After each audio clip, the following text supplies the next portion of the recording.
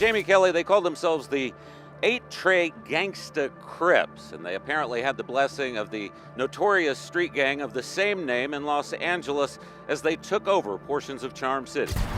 The U.S. Attorney announced Wednesday indictments on 10 alleged members of the 8 Trey Gangsta Crips, all now in custody, who investigators say are responsible for more than a decade of crime in Baltimore City. The ETG, led by Trayvon Hall, terrorized the neighborhoods in which they operated. Baltimore is a city with a wealth of wild stories, and this one about a unique organization is among the most bizarre. Unlike anything seen before, this story is wilder than Los Angeles, at least on paper. However, for this particular crew, it was primarily one man causing all the chaos. Let's delve into it. Baltimore, Maryland has consistently ranked as one of the 3 most dangerous cities over the past 2 decades. Year after year, Baltimore, St. Louis, and New Orleans vie for the top position, and it's not for any positive reason. These cities far surpass the West Coast when it comes to poverty, crime, and overall dysfunction. Nevertheless, Los Angeles has had a significant influence on the street operations in these places over the years. During the 90s and early 2000s, members from LA would travel across the country for various business dealings. As a result, neighborhoods in these other states began to adopt Piru, Hoover, and Crip affiliations. Baltimore was certainly one of these places, with many of its neighborhoods developing such affiliations. However, the unique aspect of Baltimore's situation is that these names carried no real significance and had zero implications. The city's attempt to replicate LA's gang structure failed miserably after a short period.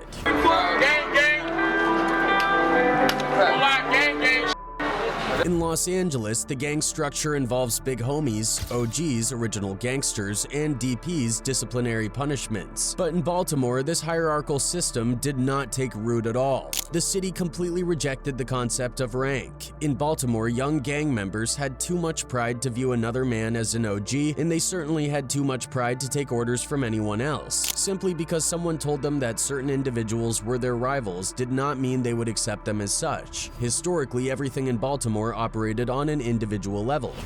So sometimes you'll hear people say zones and all of that, and at 17 we don't do zones. If one guy had a problem with another man from the same neighborhood, nothing stopped them from beefing. Conversely, if a big homie tried to dictate that a member had to see his friend as a rival, the member would reject this outright. Most people in Baltimore accepted this individualistic approach as the norm. However, one man was determined to change this dynamic. Enter Trayvon Hall, also known as G. True. Trayvon Hall grew up in West Baltimore, specifically on the corner of North Hilton Ave. This corner has historically been one of the city's most dangerous, a place marked by numerous rivalries and conflicts. True took immense pride in his neighborhood and aspired to create a crew that could dominate it. He relished the idea of being the leader of a feared crew, someone with the authority to command other men.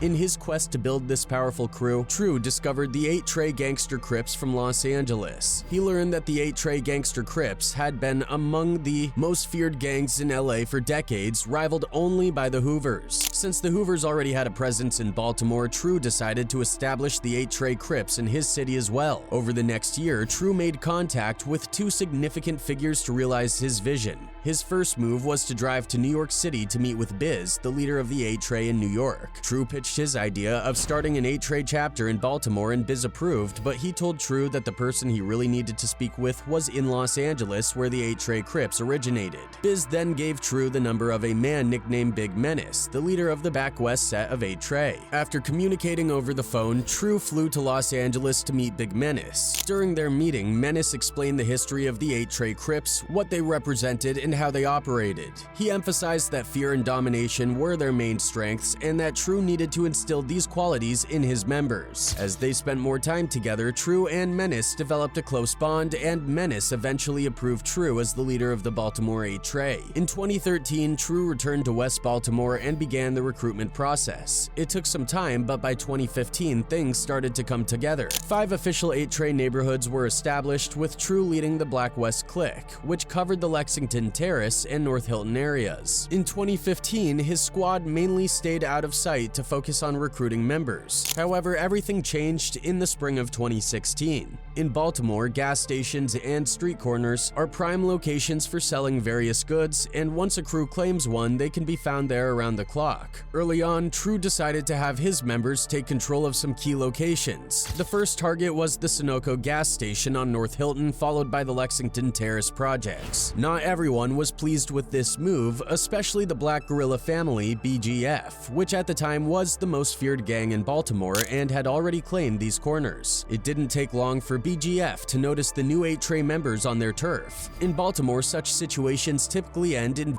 confrontations. However, instead of resorting to BGF took a more diplomatic approach. They simply informed the 8 Trey members to stay off their territory. While this was a peaceful resolution, True was not happy when he heard the news. He saw this as an opportunity to make a statement and show Baltimore what the 8 Trey was all about. In May of 2016, True decided to take a more organized and strategic approach to asserting the 8 Trey Crips dominance in West Baltimore. He created an iMessage group chat for all of his members, aiming to coordinate their actions and keep everyone informed. His first message in the group chat set the tone for what was to come. He asked his members to send pictures of known BGF members so everyone would know who to target. The members quickly responded, sending pictures of 2 men, Shaheem Brown and Albert Pittman, who were considered among the most feared BGF members in West Baltimore. True then sent a message to the group chat, making it clear that these 2 men needed to be dealt with before they could become a significant threat to the 8 Trey Crips. He stressed that to be a respected member of 8 Trey, they needed to bash AJ, referring to BGF by their nickname. This directive was specifically aimed at 4 prospective members: Darren Hickman, known as Chisel, Marcus Williams, known as Gangster C, Keith Pinson, known as Gotti, and Alvin Johnson, known as Jug. On the night of May 18, 2016, these 4 men began roaming around West Baltimore, actively searching for Shaheem Brown and Albert Pittman. Later that night, Gotti sent a message to the group chat informing them that he had spotted Albert Pittman at the basketball courts in Lexington Terrace. The basketball courts were located in the hearts of the projects, making it a challenging location to approach without being noticed. Gotti admitted that he didn't know how to navigate through the area to get close to Pittman. True's response was immediate and harsh. He questioned why Gotti didn't blast from the outside, showing no concern for the potential collateral damage. Gotti explained that he didn't want to endanger innocent bystanders, a thoughtful and reasonable stance. However, True was upset by his response and felt that true 8 Trey members should not care about such concerns. He responded with a message to the group chat declaring, quote, "I don't care who's BGF or not, I'm rocking anything I see." True hoped that his careless and reckless attitude would influence the other members, pushing them to act without hesitation or concern for others. Despite True's expectations, the members stuck to their principles. They continued to patrol the BGF territory for over a month, keeping an eye out for their targets, but never making a move. This cautious approach frustrated True, who was eager to demonstrate the 8 Trey Crips' strength and fearlessness. The situation escalated on the night of June 23, 2016. It was a Thursday night in West Baltimore, and Chisel, Jug, and Gangster C decided to take matters into their own hands. They got into their car and headed to Lexington Terrace, determined to confront their rivals. Upon arriving, they spotted both Albert Pittman and Shaheem Brown. The sight of their targets fueled their determination, and all the 8 Trey members quickly hopped out of the car and opened fire. Fortunately, their shots missed, hitting nothing but plywood. After hearing about the failed attempt, True vented his frustration in the group chat. He simply couldn't fathom why his members couldn't get the job done. Despite his exasperation, he decided to give them another month to prove themselves. However, their efforts remained futile and no progress was made. Finally, in mid-July, True took matters into his own hands. He sent a message to the group chat declaring that he would handle it himself. On July 18, 2016, True received information about Albert Pittman's whereabouts through an acquaintance. Pittman was located all the way in East Baltimore, an area controlled by another 8 Trey section known as the Nutty North Side. Determined to make a statement, True drove to the location alone at 8:30 p.m. He waited in front of the apartment for about 15 minutes until Albert Pittman emerged. Seizing the opportunity, True made his move, shooting and Albert. He then drove home and sent a chilling message to the group chat, "Checkmate." This marked the first significant 8 Trey incident in Baltimore, and True hoped it would set a precedent for the rest of his crew. However, as the months passed with no further action from his members, his frustration grew. By October 1st, 2016, True reached out to fellow 8 Trey leaders in other states seeking advice on how to deal with inactive members who refused to follow orders. The leaders advised him to weed out those who were disobedient and retain only the loyal ones. However, this posed a problem for True, as none of his current members were stepping up. Removing everyone would leave him without a crew. Faced with this dilemma, True decided to keep his frustrations to himself and wait patiently for things to change. For the next 4 months, nothing happened. True grew increasingly restless and took it upon himself to act once again. On November 11, 2016, he drove to Lexington Terrace alone, intent on finding Shyheim Brown. After circling the block, he spotted Shyheim in front of the food mart. True parked his car, got out, and shot Shyheim on the spot. With 2 major BGF members now eliminated, the threat of retaliation loomed large. The entire 8 Trey crew, including True, knew that BGF would be seeking revenge. As a result, they decided to lay low. For the next 3.5 months, the 8 Trey members kept a low profile, avoiding any actions that might draw attention. However, early in 2017, trouble struck the 8 Trey once again.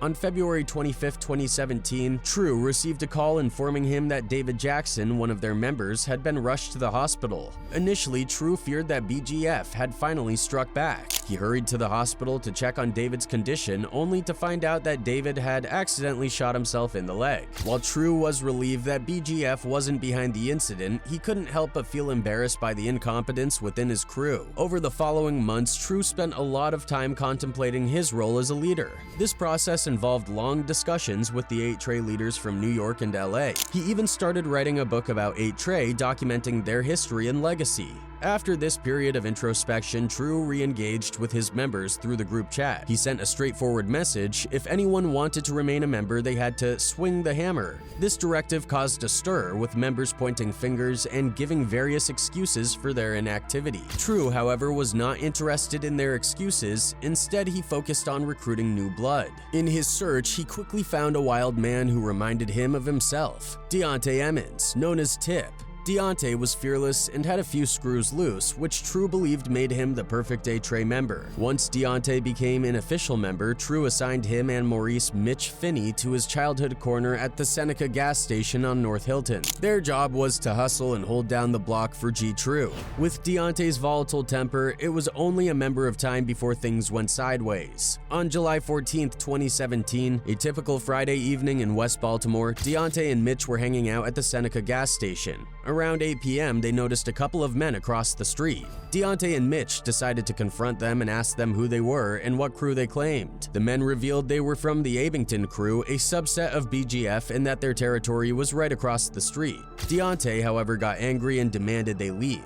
Christopher Hockaday, one of the Abington men, refused to budge. Deontay's frustration boiled over, and in a fit of rage, he shot Christopher. This act did not sit well with the Abington crew. Despite the territory being a middle ground between both neighborhoods, Deontay had escalated the situation unnecessarily. The Abington crew was determined to get revenge, and they had their own wild card, Cortez Weaver, known as Tez. On July 17, 2017, Tez made his move. He walked over to the Seneca gas station looking for 8 Trey members. Spotting Mitch hanging out outside, Tez didn't hesitate. He walked up and shot Mitch him instantly.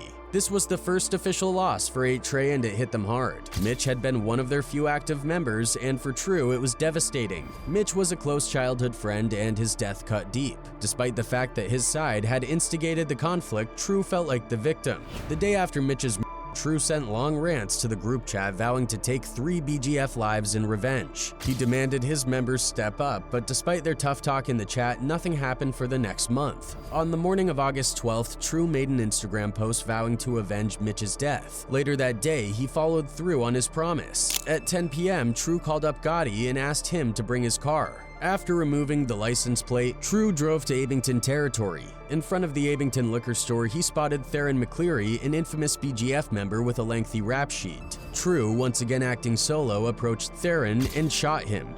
him on the spot. This was a significant event in Baltimore as Theron was a well-known figure on the West Side. With this bold move, True hoped to inspire other 8 Trey members to take action. However, the following 11 months saw no further activity from his crew. True found himself once again feeling like he had to do everything himself. It's a Friday night in West Baltimore and the Abington boys are outside their local market playing dice. They feel safe because nothing significant has happened in the area for 11 months, which is a long time by Baltimore standards. However, True decides to make a statement. Around 10 p.m., he leaves his house and heads to the Abington area. Observing the dice game, he makes a reckless decision and starts shooting at them using the same gun he used in the 2017 Thomas McCleary incident. This connection helps the police tie the 2 incidents together. Say the gang targeted rival gangs like the Black Gorilla family, but sometimes hit unintended targets. True's actions have made the Back West 8 Trey one of the most feared sections in the city, even though many of its members rarely appear in public.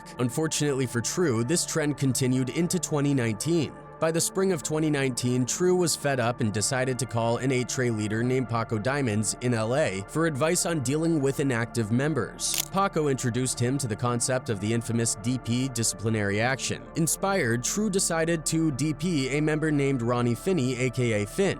Finn was one of Mitch's close friends, and after Mitch's death, Finn vowed to get revenge but never did. True wanted to punish him. After the call, True informed Finn that he would undergo a DP, but Finn refused. True then called another member, Wrigley Shipley, aka Crazy, to help, but Wrigley declined, as did all the 8 Trey members. Realizing nothing would come of 8 Trey, True gave up his leadership dreams and let the members do whatever they wanted. While most members chose to lay low, one member, Deontay Emmons, became more reckless. On March 4th, 2019, Deontay left the Seneca gas station and encountered an unfamiliar face on St. Joseph. After learning the man was affiliated with PGF, they argued and Deontay escalated the situation. Deontay fled on foot and got away, but the next day an 8 Trey member named Smuppy sent a picture of Tywin Smith to the group chat with a question mark. Both True and Deontay confirmed it was them and later bragged about it on social media. Deontay posted on Instagram and True commented, "No attempts," meaning Ty always gets the job done. They felt untouchable like evil twins, but one member, Wrigley Shipley, aka Crazy, decided to step up. In May 2019, Wrigley texted True asking him to go on a mission against Nutty Northside, a member ally turned rival over territory. True eagerly agreed and they went looking for Nutty Northside members. They found Daryl Fordham on Force Road and Crazy took action. This incident shook Baltimore, turning all 8 Trey sets and BGF members against True and his squad. By July 2019, True became upset with Deontay for sharing their exploits with his girlfriend, considering it snitching.